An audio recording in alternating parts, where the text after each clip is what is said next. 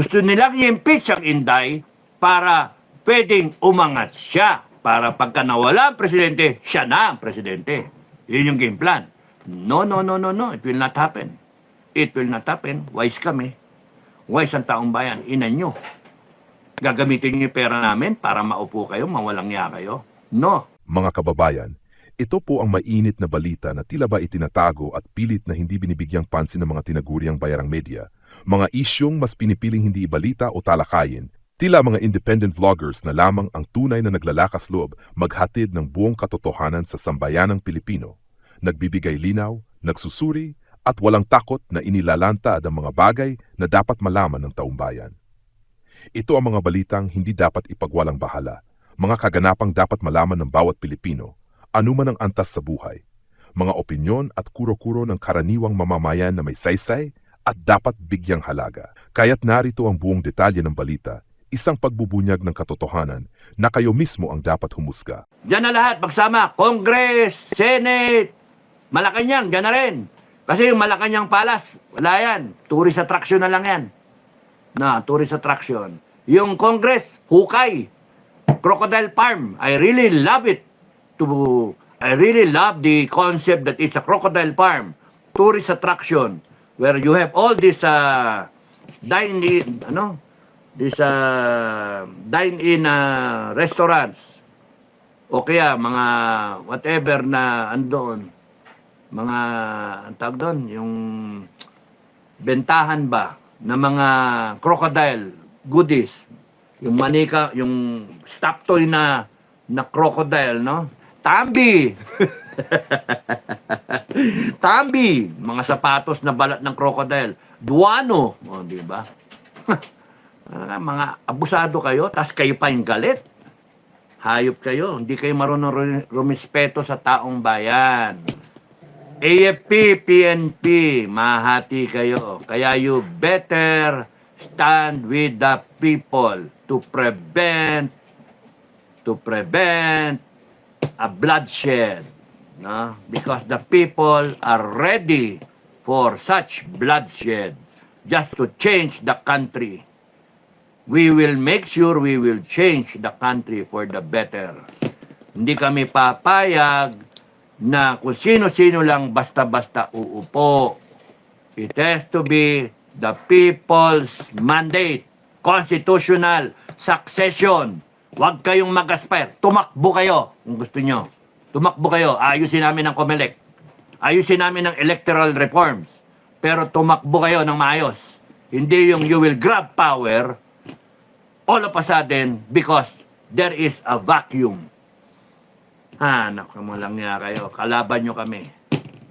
Kalaban nyo kami. Na? Kala nyo, weekend ang FGF, SFGF? No! We're stronger. Kala ninyo. Okay. Wag na. Bukas na to. Sa susunod na to. Kasi isang oras na nga ako. Hi po sir, mabuhay po kayo. Ana Kasmir Zak.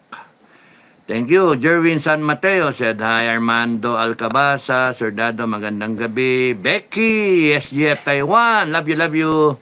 Good evening, sir. Thank you. Eduardo Aguirre, good evening, Supremo, proud SFGF member. Uy, SFGF. Uy, shout out ang SFGF. Lalabas na yung logo. Malapit na lumabas yung logo. No, mag-a-advise ako yung logo. Logo. Eduardo Aguirre, thank you SFGF member, keep safe Supremo. Tsaka ilalabas ng SFGF, Sovereign Filipino Guardians of Freedom. NEP. Isa, Filipino Guerrilla. No, di ba? Filipino Guerrilla Forces at tsaka ang Sovereign Filipino Guardians of Freedom. NEP. Dalawang dalawang siga. Isa si Metran, isa dito si, hindi pa ako.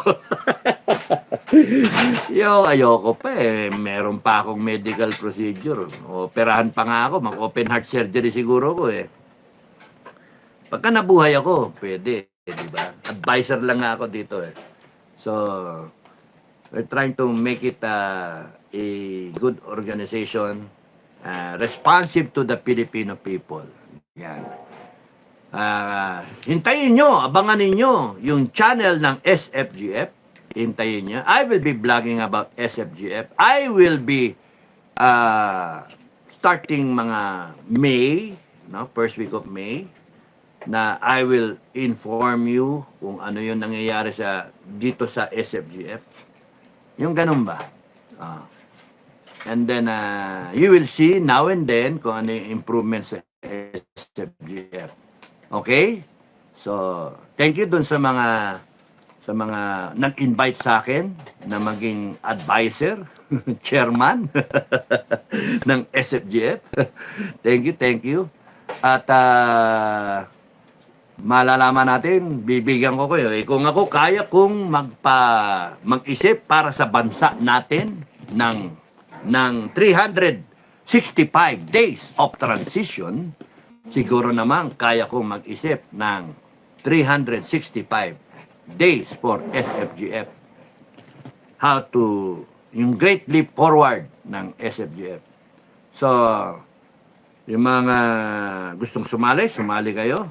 Wala naman kayong voluntary yan. Yung SFGF kasi magsasaka na eh. Magdadrive ng tricycle.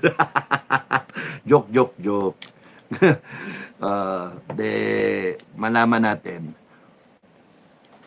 Baka kailangan ng extra security ni Inday Sara. Nandyan ang SFGF. Di ba? Nandyan. Mamili kayo. FGF, SFGF. Tapos mag-aaway, no? Magbarilan sa harap ni Ka-Inday. Walang niya. Uy, nako. Katrina Luis. Hi, sir. Good evening. Jelisa Pagi. Hello po, sir. Musta na po kayo? Heidi Gutierrez, magandang gabi. Beth Ladringan. Hello from Zambales. Thank you, Beth. Oh, ayaw na kitang tawagin, my love. Sabi mo kasi sa akin, mag-message ka sa evening, General. Na-miss ka na namin, sir. Thank you, ha. Ano lang busy. Tsaka nagpapahinga ako, wala kang tulog. Nagpapahinga.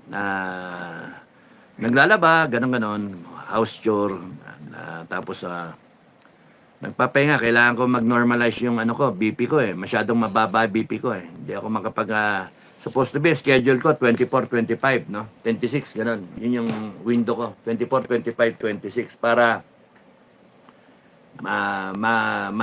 angiogram, pero ayaw mag-stabilize yung BP ko mababa Minsan nga parang bangkay na 60/50 no? Sobra sa inom. Ang kadoble yata, nakalimutan ko, minum na ako. Minum ulit ako. Kaya yun, bumaba masyado ako.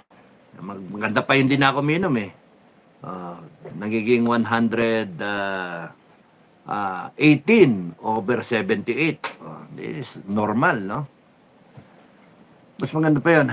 Jolan Kalikoy. Ay, sabihin mo sa message mo ko, my love of SFGF, no? Message mo ko. Sabihin mo yung pangalan mong totoo para ako.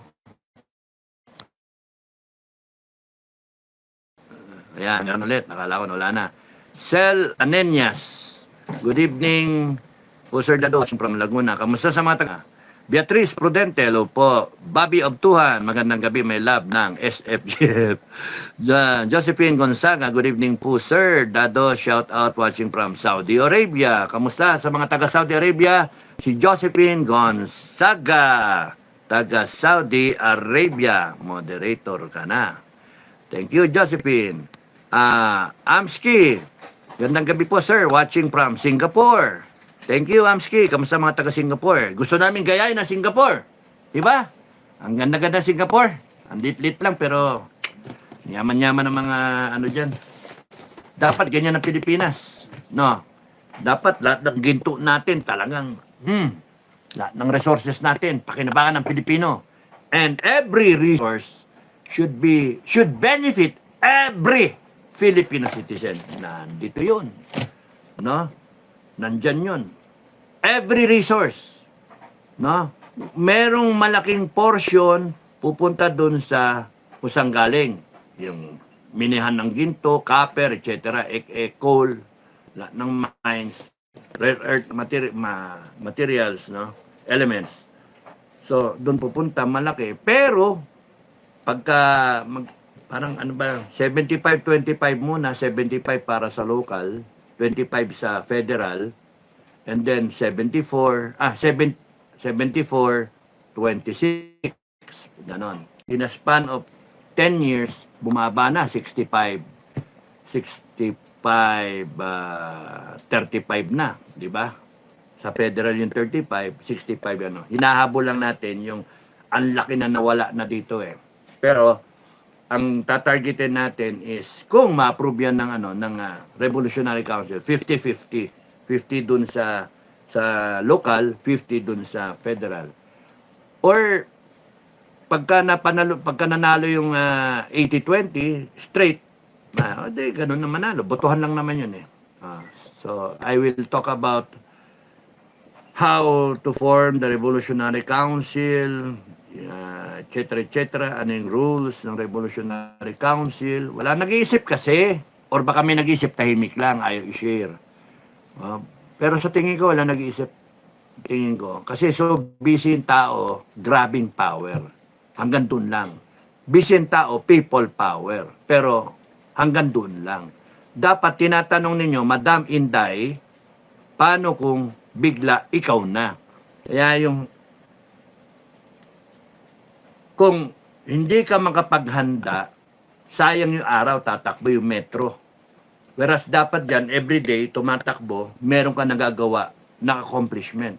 Ang ganda sana kung meron ka nang nag-iisip na ngayon, meron na, nag-uusap, and then, kung sakasakali, bigla ka maging presidente, by 2028, ikaw ang presidente na, ready ka na. Pero kung kunyaring bigla ka ng presidente ngayon, dapat ready ka na ngayon. So either way, kay ngayon, with the people power na tinanggal ng taong bayan with the declaration that Marcos is terminated. Yun yung ano ko, day zero ko. 3 araw yon. 3 araw na people power. No? Sige, sa susunod ko sabihin, ikwento ko yun. How I see it, no? Para matulin. Wala nang ano-ano. Wala nang keme-keme. Wala nang ek-ek. Diretso na tayo. Because we deserve a better country. We don't deserve kind of presidency. We don't deserve this kind of leadership, this kind of government, this kind of stupid politicians. We don't deserve this kind of people wandering around sa government natin. We better stop it. We better stand up and proclaim, gain back our democracy.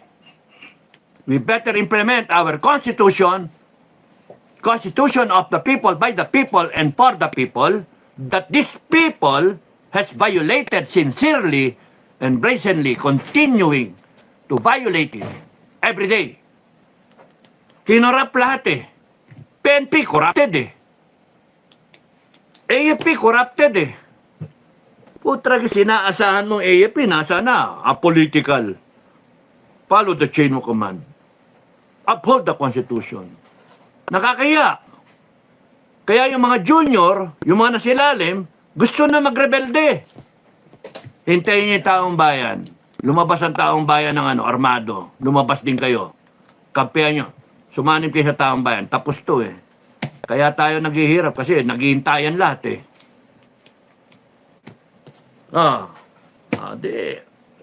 Naghihintayan lahat. Natatakot lahat eh. Yung mga politiko, kala mong gagaling, wala naman. Naghihintay din. Ang pangit dito, kayo mga leader, ang pangit, hinihintay niyo yung taong bayan ang mauna. Wrong. Huwag niyong unahin yung taong bayan ang lalabas. Kayo ang mauna. Tumayo kayo doon, sama-sama kayo. At tignan nyo kung susunod yung taong bayan sa inyo. Ginagawa nyo, gusto nyo unahin. Lahat ng rally, gusto nyo mauna taong bayan. Nandun yung taong bayan, wala naman kayo, nawawala kayo. O sino nahirapan? Taong bayan. Anong klase kayo mga leader? lintik kayo, wawala kayo, magaling lang kayo sa ngak-ngak. Kunyari kayo mga leader, peke na mga leader. Tumayo kayo doon. Kayong mag-akma kayong matang, ready kayong mamatay. Hindi, iniisip nyo mahalaga kayo, yung taong bayan, hindi. Ganun eh.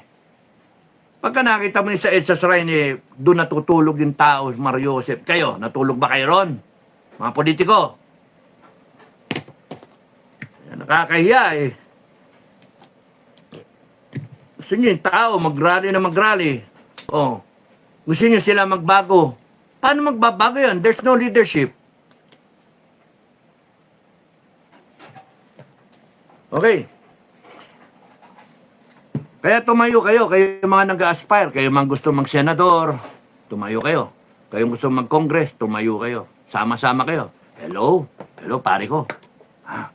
Sabi ni Pinoy Survivor, tumayo daw tayo. O nga, konsensya eh. O nga naman eh, kasi yung mga tao kawawa na eh. O sige, punta tayo doon ha. Tayo. Wala tayo ha. O di nandun kayo lahat. O, hindi nyo naglabasan yung tao. Kasi yung tao nakita na meron ng tumatayo. Pero yung asahan ninyo yung tao na hand-to-mouth existence, magpapasada ng taxi, ng tricycle, ng jeep, papasok sa kung saan factory o kung saan call center, etc., kung saan opisina, they cannot afford to absent themselves because every day, payday is important. Okay? Every day is important. Lalahok lang ang tao pagka nakita nila one time, big time. Yan na talaga. Patay kung patay.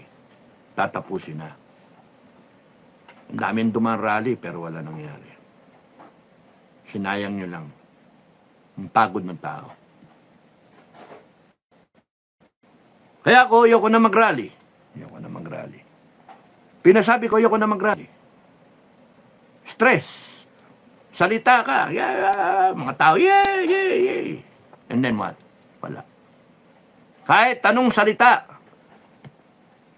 na-instigate lang yung tao. And then what? Wala. We better do something right. We better do something that we are united to do and that we understand what is the given. Milyon ay nag-rally. Milyon. All over the country. All over the world. Ano nangyari? Wala. Bakit? Bongbong Marcos is there. This government is there because of the two pillars. AFP, PNP. Hanggang nandyan yan dalawa. Hindi yan malalaglag. Hanggat yan dalawa na yan, loyal kay Bongbong, sip-sip buto, hindi malalaglag. So, ang taong bayan, dapat sunduin ang armed forces. Sunduin ang AFP tsaka PNP. At kung ayaw, magpasundo. We are taking command of the armed forces. Yan. Sundan ko na yung vlog ko bukas. We're taking command of the AFP and the PNP as the sovereign Filipino people. Kung ayaw ninyo, we are disbanding you and creating a better one. Ganun kasimple. Wala nang maraming ganun. Sumama yung gusto sumama. Kung ayaw, go ahead. It's your decision. Sino ba nagpapasweldo? Sino ba ang masusunod? We, the sovereign Filipino people. Uphold the Constitution, yung bungad ng Constitution. We, the sovereign Filipino people. Preamble. Uy, kasama dito yon. Kinakailangan. Alam ng lahat yon. Preamble. Para never again tayong bastusin. Never again tayong babuyin tayo. Kasi nandun talaga sa preamble natin eh. We, the sovereign Filipino people, imploring the aid of Almighty God. Siya lang kinikilala natin mataas. In order to build a just and humane society. Anong ginawa nyo kay Duterte? Anong ginawa nyo kay Kibuloy? Sa KOJC? Anong ginawa nyo? Kalabantag. Anong ginawa nyo sa mga vlogger? Anong ginawa nyo doon kay Grijaldo? A just and humane society. Mga ina nyo. Tapos kayo yung galit pagka pinupo na kayo. In order to establish A government that shall embody our ideals and aspirations. Kailan pa naging ideal ng taong bayan yung pagiging bangag, yung pagdanakaw? Kailan pa naging aspiration ng taong bayan yan? Yung pagdanakaw. Mga walang nga kayo, hinayo pa kayo. Wala pa akong kalahati ng preamble. Binayolit nyo ng gusto na. At kayo, Armed Forces at saka PNP. Kasama kayo sa pag-violate niyan. And you are saying you are upholding the Constitution? Ano naman, di ba? Kalokohan. Kaya nga, the people will rise up. All it needs is a triggering point. A tipping point. It's almost there. Dayain yung eleksyon, ha? Dayain nyo. And the people will rise up para tapusin nato. And it will be 365 days of transition. Wow! Singapore na kami. Di ba? Hindi pwedeng military junta. No. Kalagay sa Constitution, civilian supremacy over the military. Nakalagay din sa Constitution, yung succession. BP Inday Sara with 32 million votes. Wala doon yung 32 million votes, pero nakalagay, siya yung Vice President. In the event na yung Presidente falls down, akyat ang bituin. Akyat ang agila. No choice kayo. Kahit ayaw nyo. Kahit pangit siya. Para sa iba, pangit.